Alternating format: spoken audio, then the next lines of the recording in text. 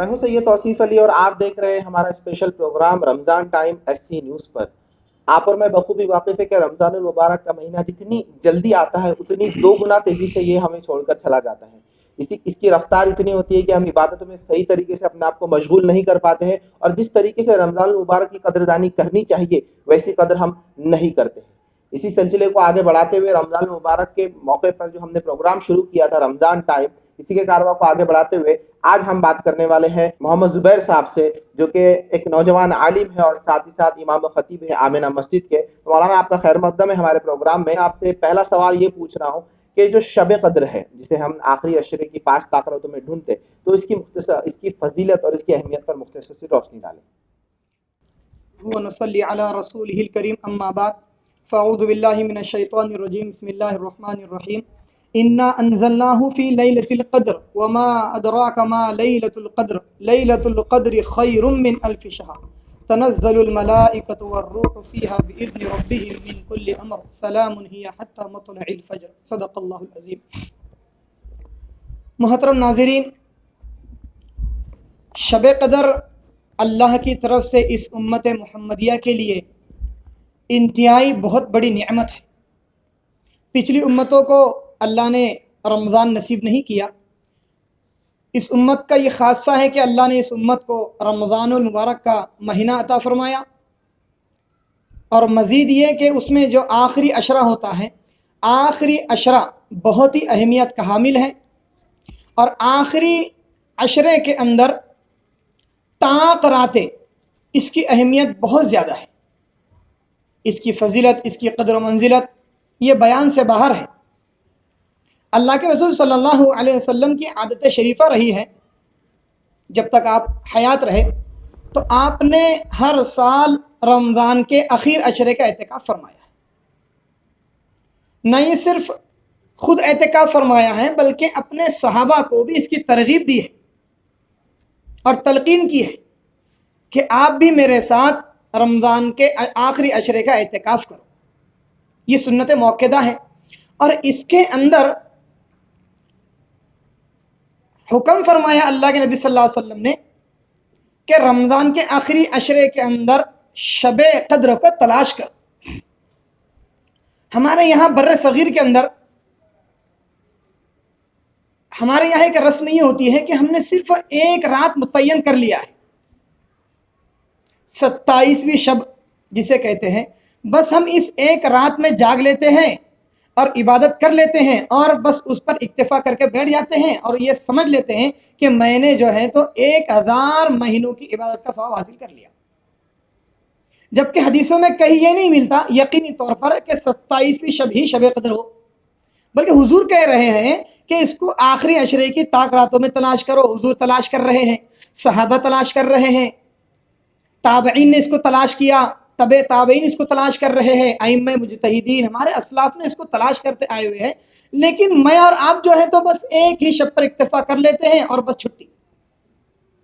حدیث پاک میں آتا ہے، بہت بڑی فضیلت ہے شب قدر کی۔ حدیث پاک میں آتا ہے، حضور پاک صلی اللہ علیہ وسلم نے فرمایا، جس کا راوی حضرت ابن عباس ہیں،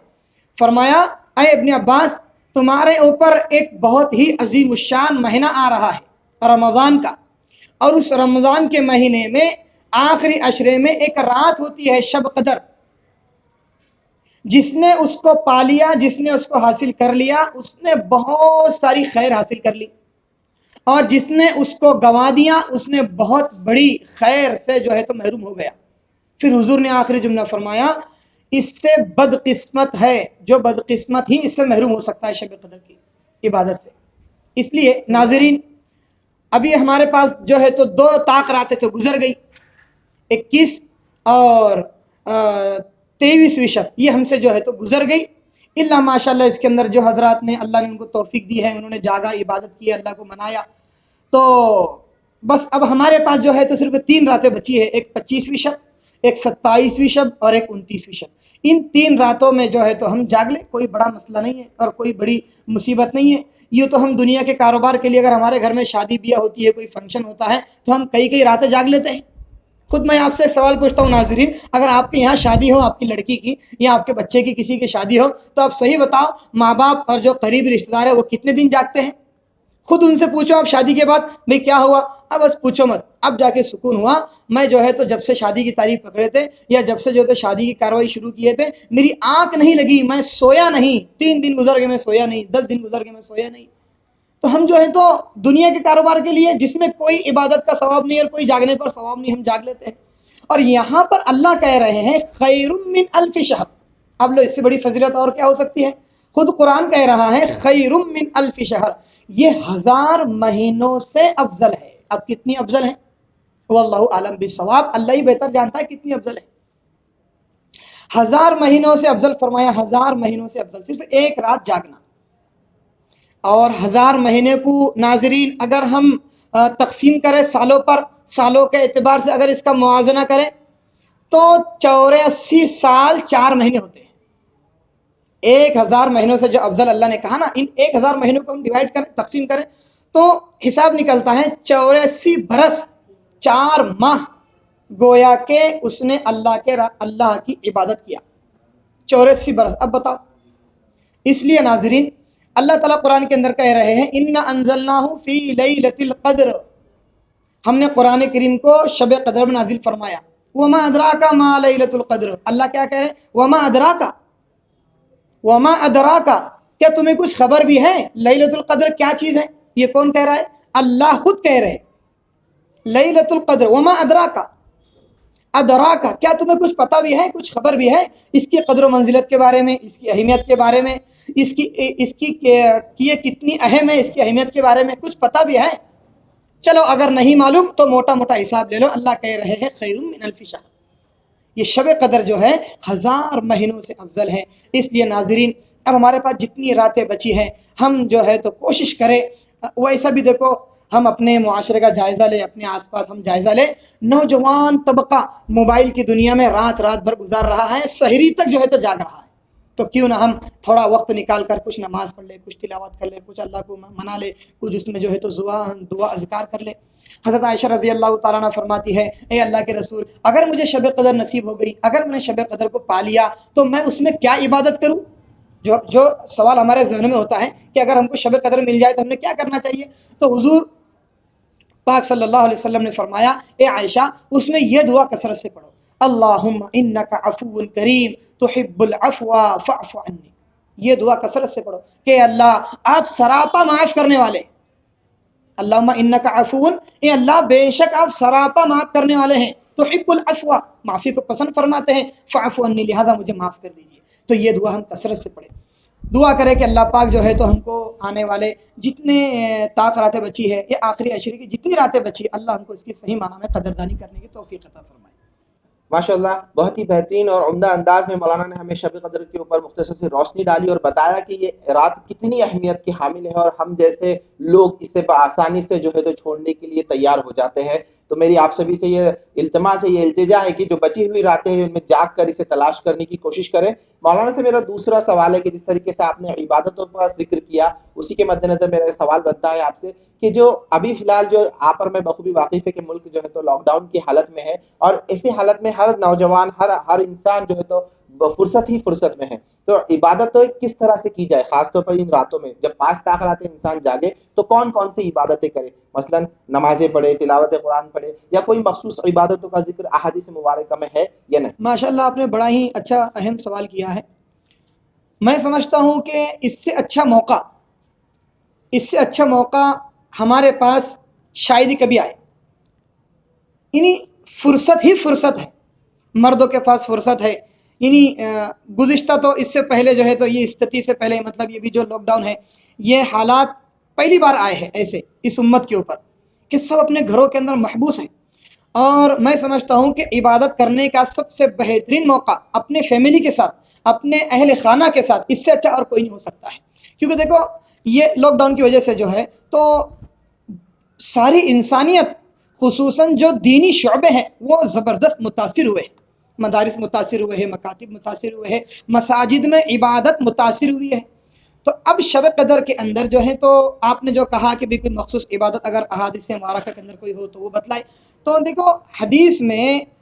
کوئی خاص عبادت سوائے اس دعا کے جو میں نے ابھی کہا اللہم انک عفو کریم تحب العفو فاعف عنی، اس مخصوص دعا کے علاوہ پوری ذخیرہ احادیث کے اندر یہ نہیں ملتا کہ حضور صلی اللہ علیہ وسلم نے کوئی خاص عبادت کرنے کا اہتمام فرمایا، یہ صحابہ کو کہا، نہیں ملتا ہے۔ البتہ اتنا ضروری ہے کہ ہم جو روزانہ عبادت کرتے ہیں وہی عبادت کریں۔ اس میں مزید اتنا ہم کر سکتے ہیں کہ ہماری بالغ ہونے کے بعد سے لے کر موجودہ عمر تک ہماری جتنی نمازیں قضا ہوئی ہے تو ہم قضائے عمری جو ہے تو اس رات کے اندر پڑھ سکتے ہیں۔ بہت اچھا موقع ہے، فرصت ہوتی ہے، اور ہم مساجد میں زیادہ بھیڑ بھاڑ نہ کرتے ہوئے، زیادہ مجمع جمع نہ کرتے ہوئے، اپنے ہی گھروں پر رہتے ہوئے ہم جو ہے نا تو ان عبادتوں کو کریں۔ اس میں جو ہے تو ہم ہر ایک کا تعاون کریں، ہر ایک کا ہم جو ہے تو بھرپور ساتھ دیں۔ ہمارے جو خدمات میں لگے ہوئے ہیں بیچارے اطباء حضرات، ڈاکٹر لوگ، یہ ہماری خدمات میں لگے ہوئے ہیں، ان کا ہم تعاون کریں۔ پولیس پرشاسن یہ ہمارے تعاون کے اندر لگی ہوئی ہے، ہم ان کا بھی جو ہے تو تعاون کریں، ان کو پریشان نہ کریں، کسی بھی طرح ڈسٹرب نہ کریں۔ یہ حدیث میں کہیں لکھا ہوا نہیں کہ آپ جو ہے تو شب قدر میں مسجد میں جاگیں گے تو آپ کو 1000 مہینوں کا عبادت کا ثواب ملے گا، نہیں، مسجد کی کوئی تعین نہیں ہے، آپ اپنے گھر پر رہ کر بھی یہ ثواب کو حاصل کر سکتے ہیں، بلکہ گھروں پر رہ کر زیادہ ثواب حاصل کر سکتے ہیں۔ کس وجہ سے کہ آپ کے ساتھ آپ کے بچے ہیں، آپ کی جو ہے تو اہلیہ ہے، آپ کے ماں باپ ہیں، تو ان سب کو جو ہے تو عبادتوں میں شریک کریں، اور رات کو جو ہے تو حصوں میں تقسیم کر دیں کہ بھئی میں جو ہے تو یہ رات کا حصہ اتنی دیر میں جو ہے تو قضائے عمری پڑھوں گا، اور اتنی دیر میں جو ہے تو قرآن کی تلاوت کروں گا، اور اتنا دیر میں جو ہے تو اللہ سے راز و نیاز کی باتیں کروں گا، گریہ آوزاری کروں گا، دعائیں کروں گا، اور ساری امت کے لیے رو رو کر دعائیں کروں گا کہ اللہ ابھی یہ امت مسلمہ جس پریشانی کے اندر مبتلا ہے، اللہ اس کو اس سے نجات عطا فرمائے۔ تو زیادہ ہم مجمع نہ جمع کرتے ہوئے اپنے گھروں پر رہ کر یہ فی الحال ایسی کنڈیشن کے اندر ہم عبادت کریں۔ اللہ پاک قادر مطلق ہے، اللہ پاک اتنا ہی ثواب دیں گے جتنا ثواب اللہ تعالیٰ مسجدوں میں جاگنے پر دیتے ہیں۔ بس میں آخری اب یہی التجا ناظرین آپ سے کروں گا کہ ہم جو ہے نا تو مبارک گھڑیاں ہیں، پتہ نہیں آئندہ رمضان نصیب ہوتے نہیں ہوتے، ہم اللہ نے ہمیں بہت اچھا گولڈن ایک چانس دیا ہے، سنہری موقع دیا ہے، ہم جو ہے تو اس کی قدردانی کر لے۔ اور دیکھو خاص بات جو سب سے اہم مجھے بتلانا تھی وہ یہ ہے کہ شب قدر میں جو اللہ ہر ایک کی بخشش کرتے ہیں، فرشتوں کا نزول ہوتا ہے، تنزل الملائکۃ والروح، فرشتوں کا نزول ہوتا ہے، روح الامین جبریل امین کا بھی نزول ہوتا ہے۔ اب ملائکہ کے اندر تو جبریل بھی آ گئے تھے، پھر الگ سے ذکر کرنے کی کیا نوبت آئی، یہ ایک الگ لمبی چوڑی تفسیر ہے، میں اس میں نہ جاتے ہوئے اتنا ضرور کہوں گا کہ دیکھو یہ رات، اس میں اللہ تعالیٰ سب کی مغفرت کر دیتے سوائے 4 لوگوں کے، سوائے 4 اشخاص کے، اس میں اللہ پاک ساری امت کی مغفرت فرما دیتے ہیں۔ حدیث میں آتا ہے من قام لیلۃ القدر ایمانا و احتسابا غفر له ما تقدم من ذنبه، جو کوئی شب قدر میں جاگ لے ایمان ثواب کی امید رکھتے ہوئے، ثواب کی امید رکھتے ہوئے ایمان کی حالت میں جو کوئی جاگ لے، غفر له ما تقدم من ذنبه، اللہ پاک اس کے گزشتہ سارے گناہوں کو اللہ معاف کر دیتے ہیں۔ لیکن یاد رکھو 4 لوگوں کا مسئلہ پینڈنگ کے اندر رہتا ہے، ان کی مغفرت نہیں ہوتی ہے۔ کون ہے وہ 4 لوگ شب قدر میں بھی جن کی مغفرت نہیں ہو رہی؟ وہ کون بدقسمت اور محروم القسمت ہے؟ اللہ سے دعا کرے کوئی اگر ہم میں سے ہو تو ہم آج ہی توبہ کر لیں، کوئی ہم میں سے نہ ہو اگر کوئی ہو تو آج ہی ہم توبہ کر لیں۔ نمبر 1 پہلا شخص شراب پینے والا، شب قدر میں بھی اس کی مغفرت نہیں ہوتی اگر یہ توبہ نہ کر لے سچی پکی۔ دوسرا آدمی جو ہے تو کینہ رکھنے والا، کینہ دل میں کپٹ، بغض، حسد، جلن رکھنے والا، کہ بہت سارے لوگوں کی ہوتی ہے، بعض لوگوں کی عادت ہوتی ہے بھائی فلاں بات پر جو ہے تو حسد دل میں رکھ لیتے، کینہ رکھ لیتے، عبادتیں قبول نہیں ہوتی ہے، شب قدر میں بھی مغفرت نہیں ہو رہی، بتاؤ۔ تو اگر کوئی ہے تو آج ہی توبہ کر لے، اللہ معاف کرنے پر قادر ہے۔ دوسرا شخص کینہ ور، پہلا شراب کا عادی، دوسرا کینہ رکھنے والا، تیسرا رشتے ناتوں کو توڑنے والا، رشتے ناتوں کو توڑنے والا اگر کوئی ہو، یہ بھی بہت خطرناک بات ہے، فلاں ذرا سی بات پر جو ہے تو بہن سے بولنا چھوڑ دیے، بھائی سے بولنا چھوڑ دیے، ماں باپ سے بولنا چھوڑ دیے۔ ٹھیک ہے بھائی، ایک فطری رنجش ہوتی ہے، ہر انسان ہے، فطری رنجش ہونا یہ طبیعی چیزیں ہوں گی، لیکن اس کو جو ہے تو ہم اللہ کے لیے جو ہے تو اس کو نکال دیں، اس کو دور کر دیں۔ اور چوتھا جو شخص ہے وہ ہے غیبت، چغلی کرنے والا، ادھر کی بات ادھر لگایا، ادھر کی بات ادھر لگایا، فتنے فساد برپا کرنے والا۔ ان 4 لوگوں کے علاوہ اللہ سب کی مغفرت کر دیتے ہیں۔ اگر یہ 4 قسم کے گناہ اگر ہمارے اندر ہو تو ہم جو ہے تو آج ہی سچی پکی توبہ کر لیں، اللہ پاک معاف کر دیں گے۔ دعا کریں اللہ پاک ہم کو جو ہے تو مبارک گھڑیوں کی قدردانی کرنے کی توفیق عطا فرمائے۔ تو جیسا کہ آپ نے مولانا کو بغور سنا، مولانا جو ہے تو بہت ہی بہترین انداز میں ہمیں سمجھا رہے تھے، دونوں سوالات کے بڑے بہترین انداز میں انہوں نے ہمیں جواب دیے۔ میری آپ معزز ناظرین آپ سبھی سے یہ التجا ہے، یہ ریکویسٹ ہے، یہ درخواست ہے کہ ہمارے اس پروگرام کو زیادہ سے زیادہ لوگوں تک پہنچائے، اسے لائک کرے، اسے شیئر کرے، اور ہمارے اس ایس سی نیوز چینل کو نہ صرف سبسکرائب کرے بلکہ وہ بیل آئکن بھی ضرور دبائے تاکہ رمضان ٹائم کا کوئی بھی ایپیسوڈ آپ سے نہ چھوٹے۔ تب تک کے لیے سید توصیف علی کو دیجیے اجازت۔ السلام علیکم ورحمۃ اللہ وبرکاتہ۔